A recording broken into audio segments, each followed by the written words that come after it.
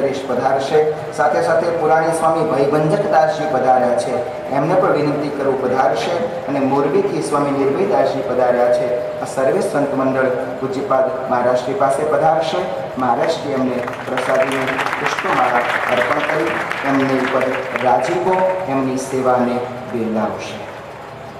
ભક્તજનો, આ મહામહોત્સવમાં અનેક ભક્તોએ પોતાનું તન, મન અને ધન અહીંયા અર્પણ કર્યું છે. એ ભક્તોની સમર્પણ ભાવનાને, એ ભક્તોની સેવાની ભાવનાને અને એ ભક્તોની સંપ્રદાય પ્રત્યે મમત્વ, દેવ પ્રત્યેની નિષ્ઠા અને ધર્મકુળ મહારાષ્ટ્ર દીક્ષિત એવા જે સંતો એમની પ્રત્યેના પ્રેમને આપણે શબ્દોમાં વર્ણવી શકીએ એમ નથી.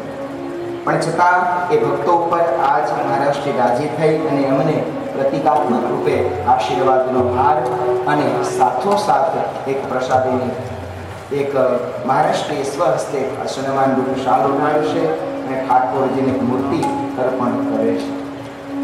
આ મળેલો હાર એ આ જગતની હારમાંથી આપણને જીત પમાડનારો હોય છે.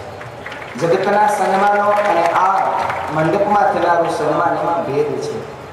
જગતનું સન્માન જીવમાં અહંકાર ભરે છે અને અહીં થતું સન્માન એ અહંકારથી મુક્ત થવાનો એક સંદેશો હોય છે.